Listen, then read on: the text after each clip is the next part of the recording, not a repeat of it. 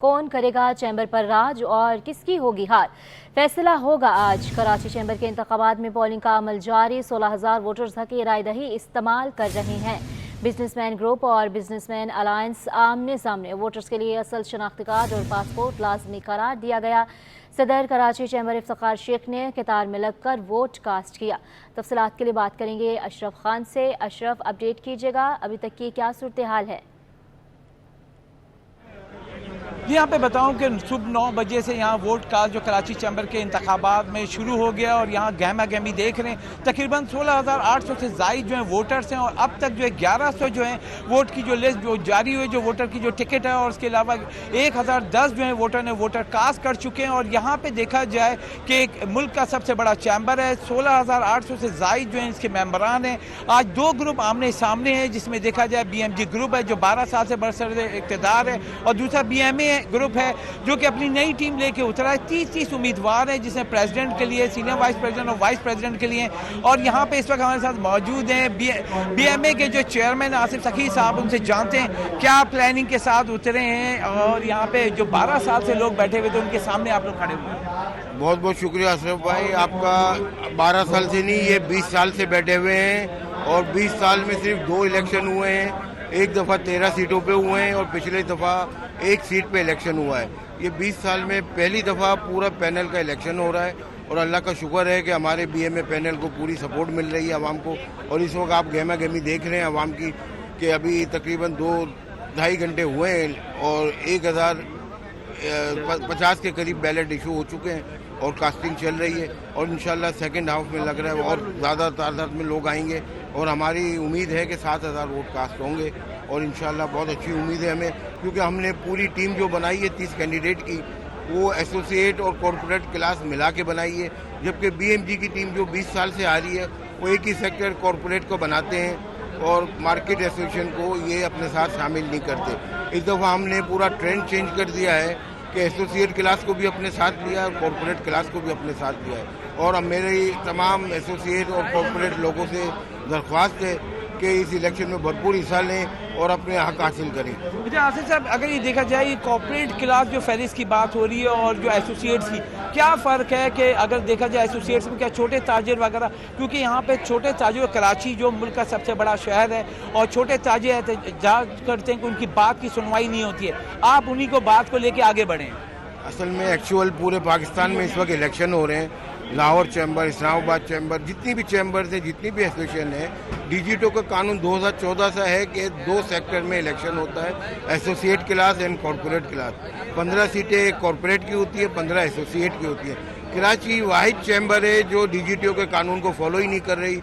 2014 से अब तक जितने भी इलेक्शन हुए हैं, उन्होंने एक ही वोटर लिस्ट पे पूरी की पूरी सीटें अपने पास रख ली हैं। और बेसिकली ये इलेक्शन पूरा जो इस साल हो भी रहा है, ये भी गैर कानूनी है DGTO के रूल के हिसाब से।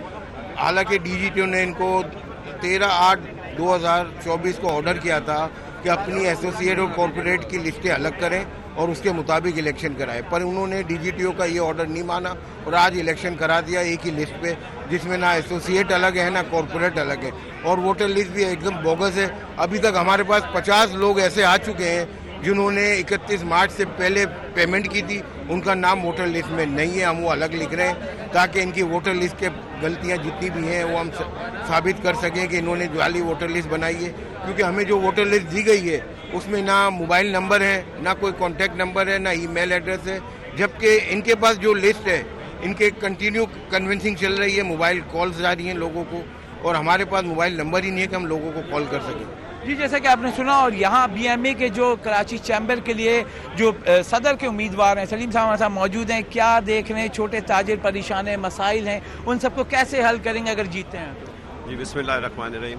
देखिए जी, ये जो ग्रुप बना है, इसकी मेन वजह यही थी, जैसे आसिफ सखी ने कहा, कि इसके अंदर जो है इनकी नुमाइंदगी नहीं हो रही थी, और जब पिछले कई सालों से एक कॉर्पोरेट सेक्टर रूल कर रहा है, तो वो जाहिर बात है कि जब इनको नुमाइंदगी नहीं मिल रही थी तो ये बड़े परेशान थे। और आपको पता है IPP के इशू, यूटिलिटी के इशूज़, और ये जो ताजिर दोस्त स्कीम, इसमें इशूज़ थे, मगर इन्होंने कोई नुमाइंदगी नहीं की। तो इसी वजह से ये पूरा ग्रुप जो है हुआ है, और हमारे साथ जो है कॉर्पोरेट सेक्टर, एसोसिएट, छोटे ताजिर, ये सारे हमारे साथ में है और इंशाअल्लाह मैं लोगों से भी गुजारिश करूंगा कि लोग ज़्यादा से ज़्यादा पार्टिसिपेट करें। This is the time for change actually, समझे ना। तो इसमें जितना ज़्यादा पार्टिसिपेशन होगा उतना ज़्यादा जो है उसके अंदर चेंज का गुंजाइश है। और हमारा ग्रुप आ जाता है तो इंशाअल्लाह हम जो है ये सारे मसले इनके मशवरों से, ज़ाहिर बात है जो शख्स साथ बैठा होगा वही अपने केसेस को ज़्यादा अच्छी तरह प्रेजेंट कर सकता है। जब आप उन्हें दूर कर देते हैं तो फिर उनकी नुमाइंदगी नहीं होती, तो आप मसले भी नहीं समझ सकते हो। हमारे ये जो दोस्त जो बैठे हुए हैं इस वक्त, इनको पता ही नहीं है कि इनके मसले क्या हैं। तो इंशाल्लाह ये हमारे साथ होंगे तो हम इनके मसले हल करेंगे इंशाल्लाह। जी, यहाँ से जैसे कि आपने सुना BMA ग्रुप जो है उसके जो सदारती उम्मीदवार हैं वो उनको जो नॉमिनेट किया है वो हमारे साथ भी थे सलीम साहब, और जो ओवरऑल सिचुएशन बताई कि इस वक्त कराची में जो ताजिर हैं वो सबसे ज़्यादा परेशान है बिजली के बिलों से हैं। FBR की ताजिर दोस्त स्कीम के ऊपर जो फी दुकान 60,000 रुपये का टैक्स है उसकी आवाज़ से BMA ने मिलकर सब जगह से एहतजाज भी किया है, दुकान हड़ताल भी किया, और ये उनके साथ खड़े में कहा है कि अगर हम जीते हैं, जीत के आने के बाद छोटे ताजिर हों, तमाम ताजिर कराची के हों, उन सब के मसाइल को तरजीह बुनियादों पर हल करेंगे। और कराची चैम्बर जो मुल्क का सबसे बड़ा चैम्बर है और सबसे ज़्यादा इसके मेंबरान हैं, जैसे कि देखा जाए 16,800 के करीब जो हैं इसकी वोटर्स हैं। और यहाँ पे आज जो अब तक जो वोटर लिस्ट के लिए हिसाब से देखा जाए तो 1010 जो हैं वोट ने अपने वोट कास्ट कर चुके हैं। यहाँ गहमा गहमी आप देख रहे हैं, कैमरामैन आपको दिखाएंगे कि बड़ा रश है और हर जगह से जो कराची चैम्बर के जो मेंबरान हैं वो यहाँ पर आ रहे हैं और यहाँ पे आके अपने वोट कास्ट कर रहे हैं। और बुनियादी वजह दो ग्रुप हैं, एक BMA बिजनेसमैन ग्रुप जो है उसके जो अपनी टीम है 20-30 लोगों की, उसमें जो यहाँ पे देखा जाए जो उम्मीदवार हैं BMA ग्रुप BMG ग्रुप के, तो वो यहाँ पे जावेद बिलवानी है और वो यहाँ पे इंडस्ट्रियलिस्ट हैं और उनको यहाँ पे कराची चैम्बर के जो सदर के उम्मीदवार के तौर पे इनको रखा है। बाकी दीगर मेंबरान हैं सीनियर वाइस प्रेसिडेंट VP के लिए, जब ये जीतेंगे उसके बाद जो इनकी मैनेजिंग कमेटी आएगी वो फैसला करेगी किसको यहाँ पे क्या बनाना है।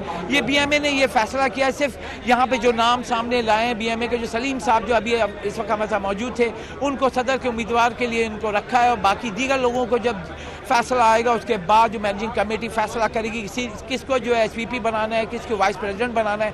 सिचुएशन ये है कि इस वक्त मुल्क का सबसे बड़ा चैम्बर है कराची चैम्बर ऑफ कॉमर्स, वहाँ इलेक्शन की गहमा गहमी चल रही है। 9 बजे शुरू हुआ है, 6 बजे तक इंतखाबात चलेंगे, 9 घंटे का ये मरहला है। और यहाँ बार बार यहाँ आप भी सुन रहे होंगे थोड़ा गहमा गहमी भी है, और यहाँ बार बार ऐलान हो रहा है कि किस तरीके से वोट कास्ट से क्रॉस जो है पेन से करना है, जो वोट जाके उनको डालना है। उसके अलावा यहाँ पे बार बार उनको बताया जा रहा है E-वोटिंग का है वो सिलसिला यहाँ पे इस दफ़ा नहीं हो रहा, जैसे पिछले इलेक्शन में ये हुआ था, इलेक्ट्रॉनिक वोटिंग हुई थी। और यहाँ पे स्क्रीन भी लगाई हुई है जिसे बताया जा रहा है कि अभी करंट अपडेट के 16,863 जो है टोटल जो है यहाँ पे बताया जा रहा है कि वोटर्स की तादाद है, और अभी तकरीबन 1,015 जो है वोट कास्ट हो चुके हैं। मजमूई तौर पे देखा जाए 1150 के करीब जो है यहाँ पे वो जारी किए गए हैं, वो जो वोट डाल सकते हैं। और यहाँ पे गहमा गहमी है, मुसलसल जो है लोग जो मेंबरान हैं वो यहाँ कराची चैम्बर के वो आ रहे हैं, अपने वोट कास्ट कर रहे हैं। और जो सिचुएशन देखें जो दोनों ग्रुप हैं उनके मेंबरान यहाँ पे आज इस दफ़ा कराची चैम्बर में गहमा गहमी भी देख रहे हैं, और यहाँ पे मुख्तलिफ आपको दिखाएं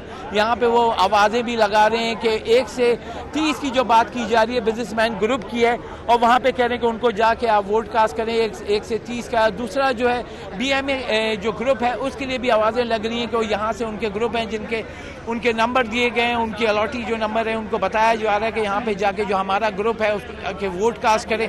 तो गहमा गहमी कराची चैम्बर में नज़र आ रही है, सिलसिला जो है 6 बजे तक जारी रहेगा। जी अच्छा अशरफ, एक तरफ पुरअमन माहौल के साथ इंतखाबी अमल को मुमकिन बनाने की बात की जा रही है, दूसरी तरफ धांधली की बात भी की जा रही है, बताइएगा इस हवाले से हमें थोड़ा सा अपडेट कीजिएगा। कराची में शहरी अपनी जानों से खेलने लगे हैं। 9 माह के दौरान ट्रैफिक पुलिस ने हेलमेट न पहनने पर 70,000 के करीब चालान किए। चालान और जुर्मानों के बावजूद बड़ी तादाद में शहरी हेलमेट पहनने को तैयार नहीं है। सिटी 21 की जानिब से शहरियों के लिए आगाही मुहिम शुरू कर दी गई। मज़ीद तफसीलात क्या है मिराज अख्तर से जानेंगे, बताइएगा मिराज। जी देखिए, बिल्कुल कराची शहर में ये देखा गया है कि तकरीबन 22 लाख से ज़ायद मोटरसाइकिलें यहाँ पर रोजाना जो है सड़कों पर निकलती हैं और शहरी जो है मोटरसाइकिलों पर सफर करते हैं, लेकिन इनमें से तकरीबन 90% अफराद जो है वो हेलमेट का इस्तेमाल बिल्कुल नहीं करते, जो कि बहुत ज्यादा खतरनाक है। तो इस हवाले से ट्रैफिक पुलिस की जानिब से कई दफा कैंपेन चल चुकी है। बहरहाल सिटी 21 की जानिब से भी आगाही मुहिम के तौर पर ये जो है मुहिम शुरू की गई, जिसमें हमने मुख्तलिफ जो है इलाकों का जो है दौरा भी किया और मुख्तलिफ ट्रैफिक पुलिस के अफसरान से भी मिले हैं और शहरियों से भी हम मिले। शहरियों से हमने बातचीत की और उनसे जब भी हमने पूछा कि वो हेलमेट क्यों नहीं इस्तेमाल करते हैं तो उन्होंने मुख्तलिफ बहाने बनाए, बहुत ज्यादा बहानेबाजियां रही। हालांकि अगर हम ट्रैफिक पुलिस की बात करें तो इन्होंने तकरीबन इस साल के 9 माह के दौरान में 70,000 से ज्यादा लोगों के सिर्फ हेलमेट ना पहनने पर चालान किए हैं। इसके अलावा बहुत मुताबिक लोग ऐसे हैं जो कि हादसा की नजर होकर जान की बाजी हार गए और उनकी फैमिली जो है वो दरबदर हो गई और परेशानी का उनको सामना करना पड़ा। लेकिन शहरी हमें जो है वो हेलमेट पहनने से गुरेजा नजर आते हैं। मुख्तलिफ किस्म के बहाने उन्होंने हमें भी सुनाए हैं और साथ साथ जो है पुलिस जो उनको रोकती है और समझाने की कोशिश करती है तो उनको भी बहाने ये बनाए जाते हैं इसी हवाले से। तो इस हवाले से हमने ये भी देखा कि 90% लोग जो है शहर में जो अपनी मोटरसाइकिल चलाते हैं वो हेलमेट बिल्कुल नहीं पहन रहे हैं। और जब हमने उनसे बात की तो उनका ये कहना था कि हम जो है हेलमेट बिल्कुल इस्तेमाल करेंगे, हमारे पास घर पे मौजूद है और हम अभी इस वक्त पहनना भूल गए हैं। मुख्तलिफ किस्म के बहाने वो करते रहे। ट्रैफिक पुलिस भी मजबूर है। ट्रैफिक पुलिस के हुकाम का ये कहना है कि हम मुताबिक बार चालान कर चुके हैं और चालान करते रहते हैं रूटीन में, और साथ साथ पब्लिक को ये भी समझाते रहते हैं कि जान से ज्यादा कुछ भी नहीं है, अगर हेलमेट नहीं तो सफर नहीं। तो इस हवाले से अब ट्रैफिक पुलिस भी अपनी एक नई मुहिम का आगाज करेगी, लेकिन उससे पहले सिटी 21 ने अपनी मुहिम का आगाज किया है और शहरियों से भी बातचीत की है और उनके बहाने भी हमने सुने हैं और शहरियों को समझाया भी है सिटी 21 की टीम ने और ट्रैफिक पुलिस ने भी साथ मिलकर कि वो हेलमेट पहने ताकि इन हादसा से और हादसा में जो खासतौर पर जो हेड इंजरी यानी सर की चोट होती है उससे महफूज रहा जा सकता है। जी, हादसा से महफूज रहा जा सकता है। मिराज अख्तर, आप हमारे साथ ही रहिएगा। बढ़ते ट्रैफिक हादसात और ट्रैफिक पुलिस की जानिब से भारी चालान के बावजूद मोटरसाइकिल सवार शहरी हेलमेट के इस्तेमाल से गुरेजा हैं। शहरियों का क्या कहना है और ट्रैफिक पुलिस इस हवाले से क्या कर रही है, जानते हैं अपने नुमाइंदे मिराज अख्तर से, हमारे साथ ही मौजूद हैं। कराची में मोटरसाइकिल सवार शहरी हेलमेट का इस्तेमाल बिल्कुल नहीं कर रहे हैं। हर 9 मोटरसाइकिलों में से 10 मोटरसाइकिलों में से आधे से ज़्यादा लोग जो है वो हेलमेट इस्तेमाल नहीं करते, जिसके बायस हादसा में भी इजाफा हो रहा है और हादसा में खासतौर पर मोटरसाइकिल सवारों को हेड इंजरी का सामना होता है, जिसके बाद जो है कई लोगों की इसमें जाने भी जा चुकी हैं। इस वक्त मैं मौजूद हूँ IH चुंदलेगर रोड पर और यहाँ भी बहुत सारे लोग जो है बगैर हेलमेट सफ़र करते हुए नज़र आ रहे हैं। उनसे हम पूछते हैं कि क्या वजह है कि वो हेलमेट इस्तेमाल नहीं करते। अस्सलाम वालेकुम सर, ये बताइएगा कि हेलमेट का इस्तेमाल मेरे ख्याल में हमारी अपनी ज़ात के लिए बहुत अच्छा है, तो क्यों हेलमेट नहीं पहनते हैं? हेलमेट आज मुझे जल्दी में था सर, हेलमेट ऑफिस में पड़ा हुआ है सर, पहन के रोज़ पहन के आते हैं, आज नहीं पहना था, जल्दी में था, आज नहीं पहना। ठीक है, थैंक यू।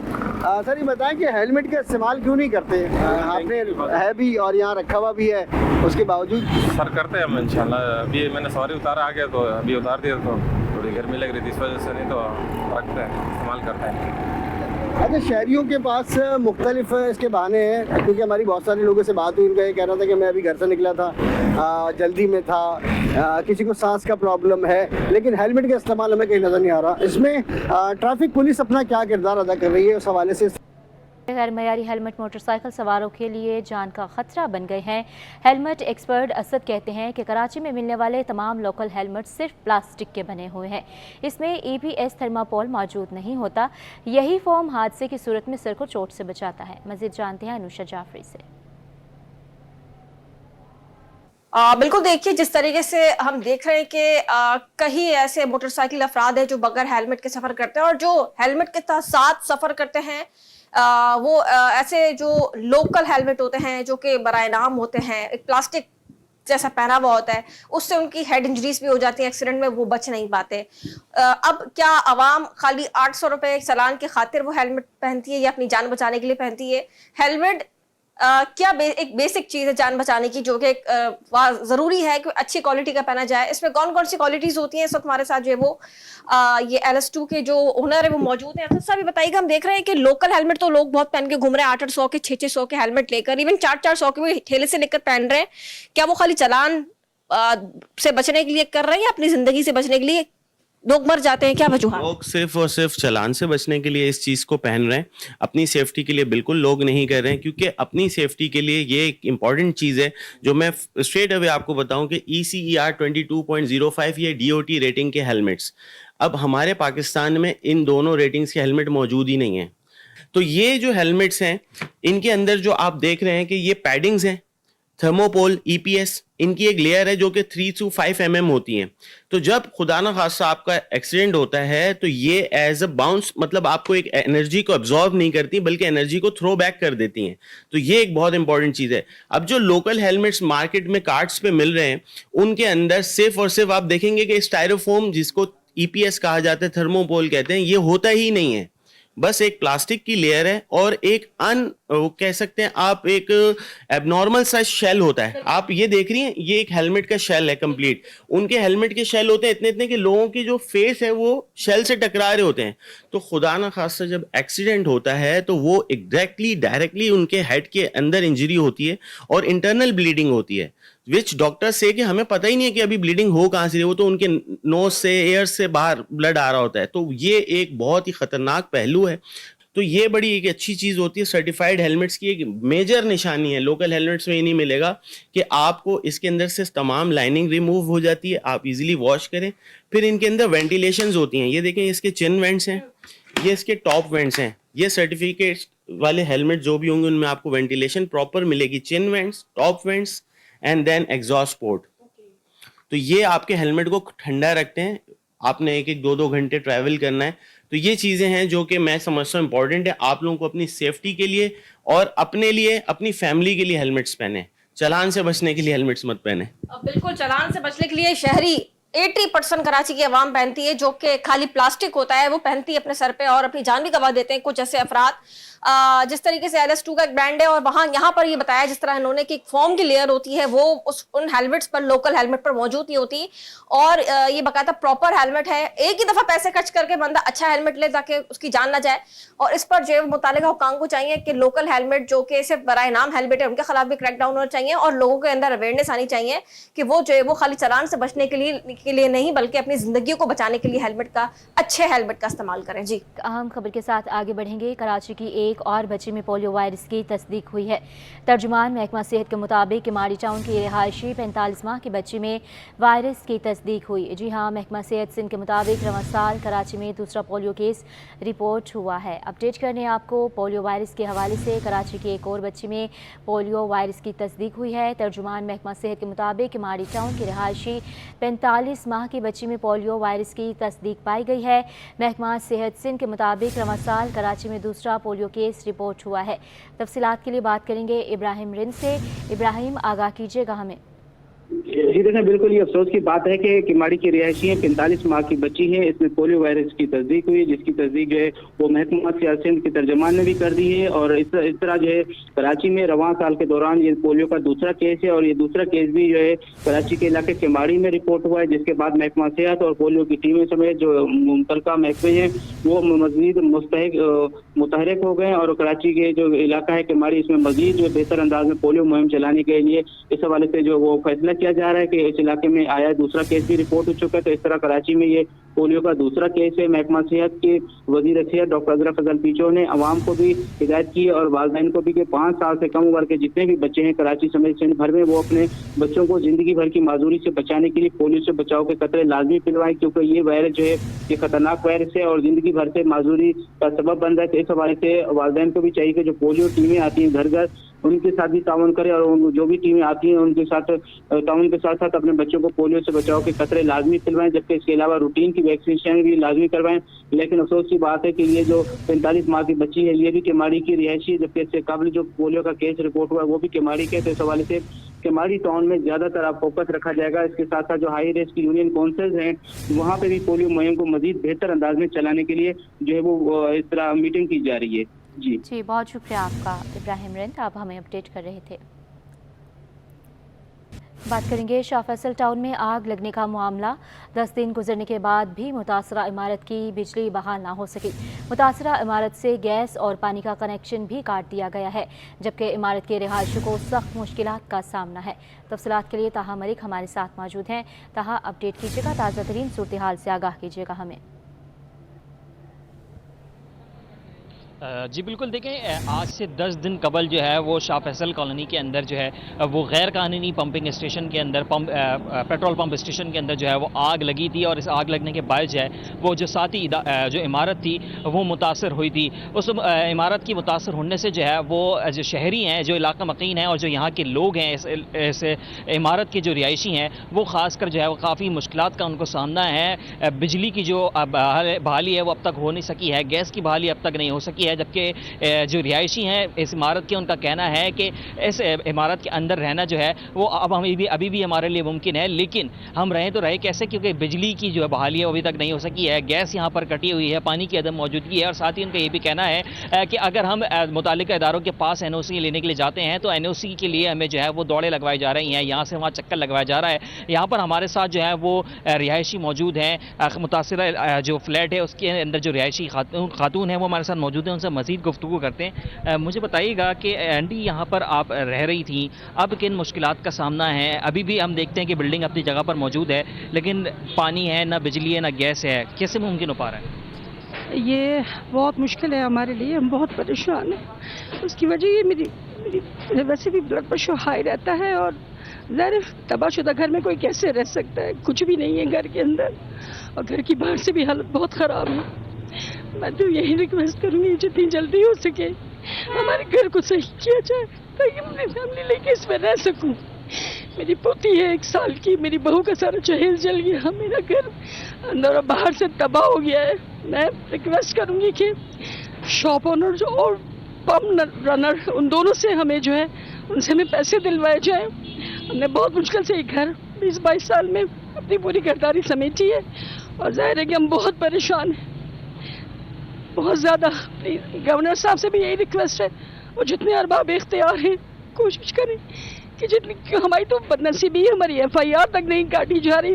ये कहा जा रहा है कि कोई भी इंसिडेंट होता है तो उसमें एक वक्त में एक ही FIR काटी जाती है। अब जाहिर है हम हैं नीचे मोहम्मद सलीम अकबर, ग्राउंड पे ये हादसा हुआ है और फर्स्ट पे हम हैं मोहम्मद सलीम अकबर का फ्लैट, उसके जस्ट ऊपर मैं मिसेस सलीम अकबर हूँ और हमारे ऊपर फ्लैट वन में सलीम साहब है, मोहम्मद सलीम, उनकी भी फैमिली, उनका भी घर बुरी तरह से डिस्टर्ब है। बाकी सब तो सही है लेकिन ज़ाहिर है ना बिजली है, ना गैस है, ना पानी है और घर की जो हालत है उसके अंदर रह नहीं सकते। मुझे मेरी फैमिली मुझे घर के अंदर नहीं जाने दे रही, मुझे यहाँ तक भी नहीं लेके आ रहे। मैं आई हूँ, मैं बहुत परेशान हूँ घर देख के कि क्या होगा इसका। किसी से किसी किस्म का राब्ता हुआ, किसी ने कोई आप लोगों से दावा किया कि यहाँ पर नुकसान की भरपाई की जाएगी? साथ ही किसी से जो आप लोगों ने दरख्वास्त करी कि गैस खोली जाए, बिजली खोली जाए ताकि हम इस घर के अंदर ही सही लेकिन जाकर रिहाइश इख्तियार करें, किसी से राब्ता हुआ आप लोग? नहीं, हमारा किसी से नहीं हो पा रहा। हम मुस्तकिल थाने के चक्कर काट रहे हैं और कामरान टेसोरी साहब भी जिस आगे वादे करके चले गए, शायद के तुर्की वगैरह गए हुए हैं, लेकिन वो कहीं भी है, कोई भी जो इसका अजाला कर सके, जो साहिब इख्तियार हो वो ज़रूर हमें हमारी मदद करें। हम बहुत परेशान हैं, माली तौर पर भी हम तबाह हो चुके हैं और जहन तो यकीनन जब जिस्म बीमार है और इतनी बुरी सूरत हाल में ऐसे में क्या करेंगे, बहुत परेशान है। प्लीज़ हमारी देखिए, मुतासरा जो बिल्डिंग है उसमें रिहायशी जो खातून थी हमारे साथ मौजूद थी, उनका कहना था कि काफ़ी मुश्किलात का सामना है। काफ़ी अफसोस से कहना पड़ता है कि यहाँ पर लोग आते हैं, गवर्नर साहब का उन्होंने जिक्र किया कि गवर्नर सिंध कामरान खान टेसोरी यहाँ पर आए, वादे करके गए, लेकिन वादा अब तक जो है वो निभाया नहीं जा सका है। साथ ही हमारे साथ और भी कुछ रिहायशी जो है यहाँ पर मौजूद हैं, उनसे भी मज़ीद गुफ्तगू करेंगे। अंकल, मुझे आप बताइएगा कि आपने मुतालिका इदारों के चक्कर काटे हैं, मुतालिका इदारों की एक हायरार्की है, ज़ाहिर है बिल्डिंग जल गई है ज़रूर, लेकिन एक हायरार्की को फॉलो करते हुए वो तमाम तर चीज़ें करेंगे। NOC के लिए क्या कहा गया? NOC के लिए तो भाई सीधी सी बात है, हमारे पास ये लगा के चले गए। सिंपल सी बात है कि हमने अप्रोच यूँ नहीं कर सकते कि आपको पता है तरीक़ाकार क्या है। इनके हाथ में 4-5 1-2 लाख रुपए 10-12 हज़ार रखे तब काम होगा। यहाँ कंडीशन ये है कि ज़ीरो हो गए। जिस बंदे के पास खाने के पैसे न वो कैसे कर सकता है यार? बहुत बड़ी ख़तरनाक कंडीशन में आए हुए हैं सर। ये पेशेंट है, हाइपरटेंशन पेशेंट है, रेस्क्यू भी इदारों ने नहीं किया। इन बहन बहनोई को, और आगे हमारे सलीम साहब से भी बात होगी आपकी, इन 8 अफराद को हमने रेस्क्यू किया, मैंने, मेरे भाई ने और 3-4 आदमी और थे। इदारे हमें गेट तक पहुंचाने के लिए आए, पुलिस हमें गेट तक पहुंचाने आई, फिर भाग गई। हम खुद ऊपर जाके उसको लेकर आए हैं, इस बहन को जिस कंडीशन में ये है, इसका लाना कोई आसान काम नहीं है। आग लगी तो थर्ड फ्लोर पे और ऊपर छत पे लकड़ी की सीढ़ी थे, हम वहाँ से लेकर आए। इदारों ने कोई ताउन नहीं किया। किस इदारे के पास आप लोग गए, कौन सा इदारा सबसे पहले है, कहाँ पर एनओसी के मामला लटके हुए हैं, क्या कहा जा रहा है, इदारों का मौक़िफ़ क्या है, इस हवाले से आगे कीजिए। इस हवाले से सीधी बात ये है भाई कि जो हमारा, क्योंकि ये फ्लैट टोटल डैमेज था, तबाह हो चुका है, तो एनओसी के लिए हम लेने के लिए जा सकते थे ना कुछ, लेकिन जो फ्लैट हमारे बच गए हैं उसके लिए केई के लिए जो अप्रोच की हमारे रज़ा भाई ने, नवेद रज़ा भाई ने, नवेद रज़ा भाई और सादिक जिनके फ्लैट सही हैं, उनमें खुद भी एक ज़ईफ़ शख्स रह रहा है, उसने भी बहुत चक्कर लगाए हैं। फायर ब्रिगेड अब हमसे क्या क्लेम करता है, फायर ब्रिगेड का क्लेम ये है कि जी आप सारे कागजात लेके आओ गवर्नमेंट के, और जो केई है उसके भी यही कहना है कि जी हेड ऑफिस जाइए, ये कीजिए। गवर्नर साहब जो यहाँ अपना मंजन बेच के चले गए, गवर्नर साहब ने जो मेरी बात हुई गवर्नर साहब से जो मेरी बात हुई, गवर्नर साहब ने मुझसे कहा था 3 दिन के अंदर हम इसको कर लेंगे। 3 दिन के बाद से मुसलसल मैं रब्ता करने की कोशिश कर रहा हूँ। मुझे ये कहा जा रहा है गेट नंबर 4 पे पहुँचाइए, एप्लीकेशन वहाँ पहुँचाइए। अब गवर्नर साहब मौजूद नहीं, राइट नाउ इस वक्त सीट पे ठहरे नहीं है, तो हमसे कैसे रब्ता कायम करें। देखें यहाँ पर जो इस मुतासर इलाका के रिहायशी थे, मुतासरा बिल्डिंग के जो रिहायशी थे वो हमारे साथ मौजूद थे। उनका एक कहना था कि फायर ब्रिगेड का इदारा हो, डिस्ट्रिक्ट कमिश्नर ऑफिस का इदारा हो या फिर दूसरे दीगर मुतालिका इदारे हों, वो जो है हमारे साथ कोऑपरेट करते हुए नज़र नहीं आ रहे। साथ ही उनका ये भी कहना था कि जब यह हादसा पेश आया तो बड़े बड़े लोग यहाँ पर आए, बड़े बड़े दावे किए गए, 2 से 3 दिन का टाइम दिया गया, लेकिन अब 2 या 3 दिन नहीं, अब जो है इस वाक़े को 10 दिन से शुक्रिया आपका अपडेट्स के लिए।